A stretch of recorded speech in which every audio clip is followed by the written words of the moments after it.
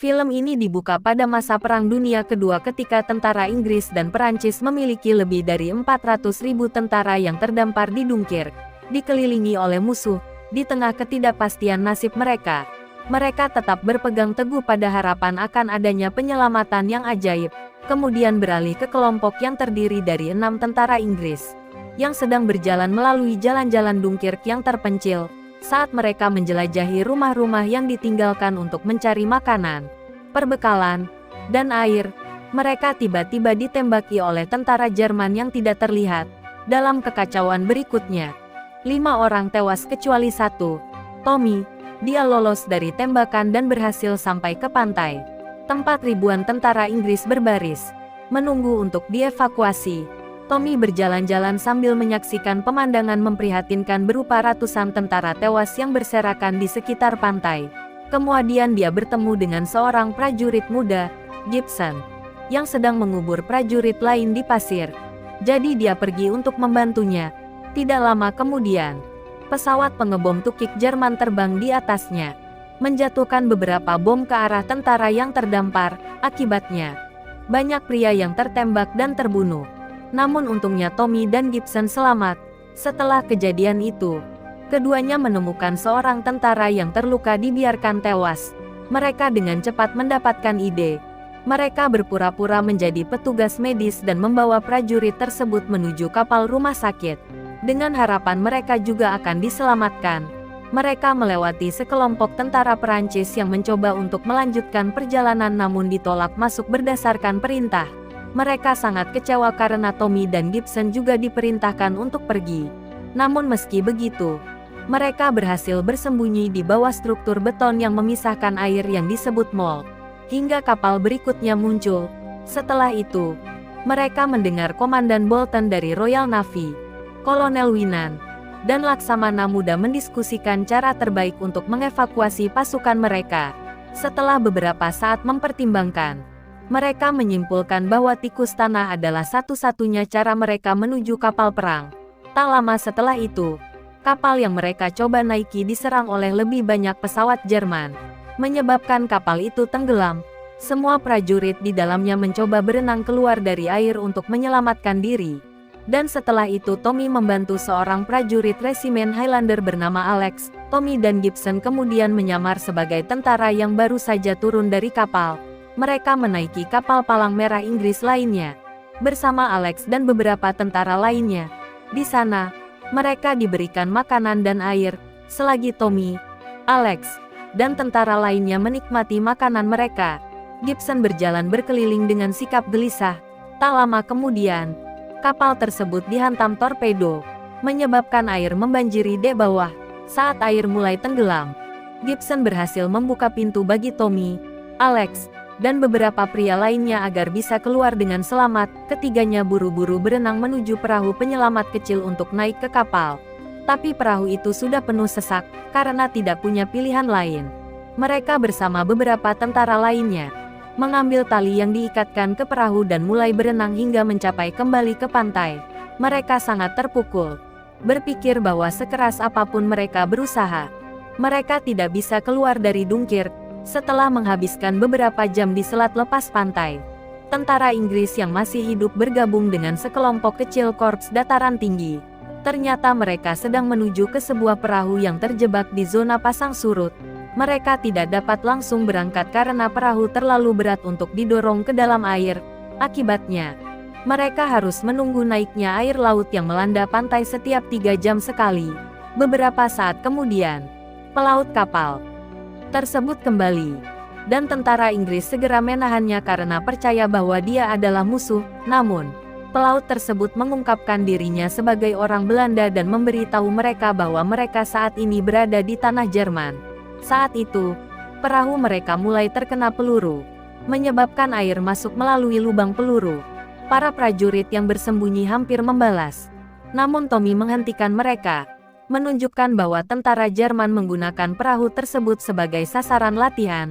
Kini air masuk ke dalam perahu secara berlebihan. Alex menyarankan agar mereka membuang Gibson keluar untuk meringankan perahu. Tommy mencoba menghentikannya, mengingatkan bagaimana dia menyelamatkan nyawa mereka sebelumnya. Namun, Alex tetap tidak peduli dan menegaskan bahwa kelangsungan hidup tidak pernah adil. Dia juga menuduhnya sebagai mata-mata Jerman karena dia tidak berbicara sepanjang waktu. Mungkin untuk menyamarkan aksennya. Di tengah perdebatan sengit tersebut, Gibson angkat bicara untuk pertama kalinya. Dia mengungkapkan dirinya sebagai orang Prancis dan mengambil identitas tentara Inggris yang dikuburkannya, dengan harapan bisa dievakuasi. Beberapa saat kemudian, perahu tersebut mengapung keluar dari Dunkirk, namun segera tenggelam. Para prajurit buru-buru mencoba menambal lubang peluru tetapi tidak berhasil. Dalam upaya putus asa untuk menyelamatkan diri, mereka berenang keluar dari perahu. Namun sayang, Gibson terjerat rantai dan tragisnya berakhir tenggelam.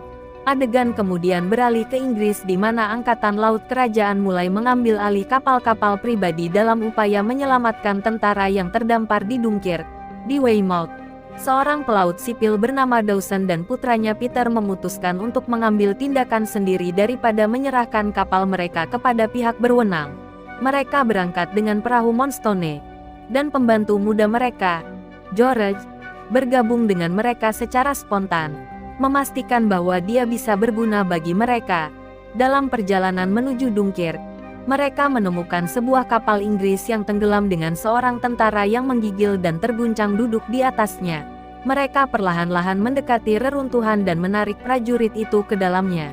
Dawson menanyakan namanya, namun Dawson diam.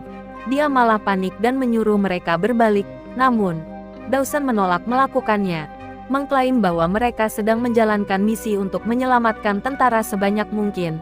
Ketika tentara itu terus memaksa, Peter mengurungnya di dalam kompartemen, namun dia lolos melalui celah kecil dan meminta mereka membalikkan perahunya. Saat ketiganya tetap bersikukuh, prajurit yang putus asa itu mencoba merebut kendali kapal. Di tengah perkelahian tersebut, tentara tersebut mendorong George, menyebabkan dia terjatuh ke dek bawah dan kepalanya terbentur. Melihat hal ini, Peter segera pergi untuk merawat luka-lukanya. Sementara prajurit itu memikirkan tindakannya, kepala George terbentur begitu keras hingga dia pingsan. Di momen kritis ini, dia mengungkapkan kepada Peter bahwa dia datang dengan harapan dapat melakukan sesuatu yang penting, dan bahwa dia bangga telah bergabung dengan mereka. Setelah menyadari bahwa George membutuhkan bantuan medis segera, Peter menemui ayahnya. Namun Dawson mengatakan bahwa mereka sudah melangkah terlalu jauh untuk kembali. Sementara itu, 3 Spitfire Angkatan Udara Kerajaan sedang bergerak menuju Dunkirk untuk memberikan perlindungan bagi evakuasi. Namun, pengoperasiannya hanya dapat berlangsung selama 1 jam karena terbatasnya pasokan bahan bakar. Beberapa saat kemudian, mereka melihat beberapa pesawat tempur Jerman di langit, sehingga mereka terlibat pertempuran udara dengan pesawat tersebut. Di tengah keributan hebat ini, salah satu pesawat Jerman menembak jatuh pemimpin skuadron, meninggalkan pilot lainnya, Farrier dan Collins sendirian. Lebih buruk lagi, pengukur bahan bakar Farrier juga rusak. Namun meski mengalami kesulitan, ia melakukan yang terbaik untuk menghemat bahan bakar dan terus berupaya menjatuhkan pesawat musuh. Saat pertempuran meningkat, Spitfire milik Collins dihantam oleh seorang pejuang, memaksanya terjatuh di tengah lautan. Begitu dia terjatuh, dia hendak keluar dari pesawatnya, namun kokpitnya macet. Dia dengan panik mencoba mencari jalan keluar, sementara seluruh pesawat mulai tenggelam. Dia hampir tenggelam, namun Dawson dan Peter tiba di sana tepat pada waktunya untuk menyelamatkannya. Mereka dengan cepat membantunya bergabung sebelum melanjutkan misi penyelamatan mereka.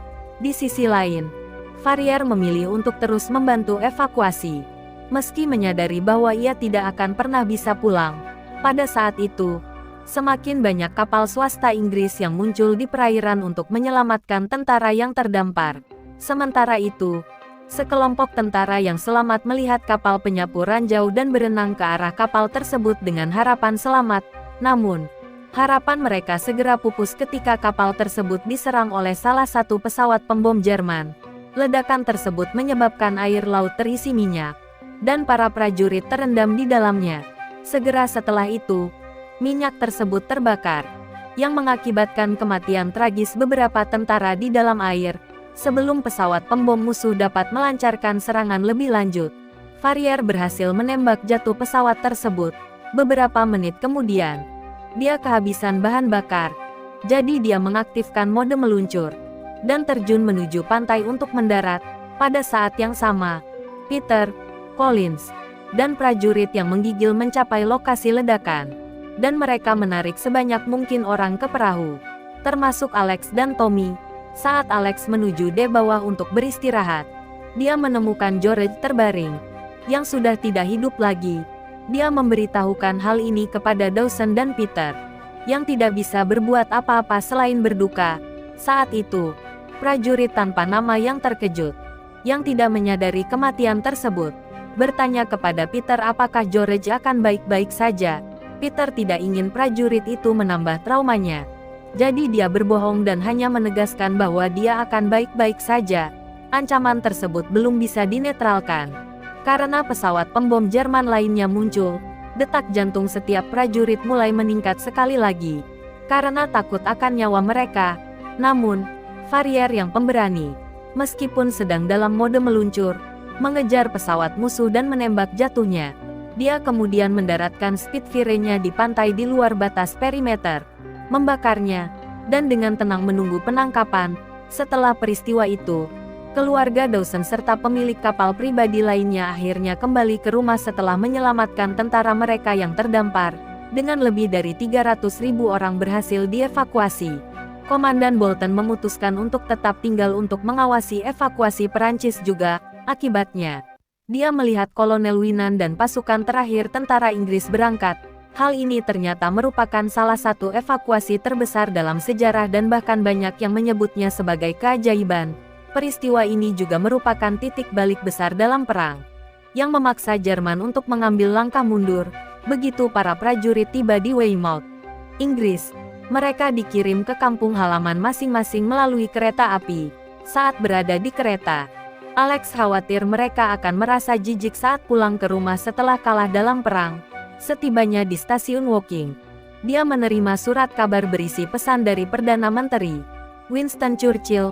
Karena enggan menghadapi potensi reaksi balik, Alex meminta Tommy membacakan pesan tersebut dengan lantang, yang membuat mereka takjub. Perdana Menteri memuji keberanian dan upaya para prajurit, serta pelarian ajaib yang baru saja mereka ikuti. Namun, ia menyebutkan bahwa mereka belum memenangkan perang, sehingga ia mendorong para prajurit untuk bersiap berperang terus tanpa menyerah.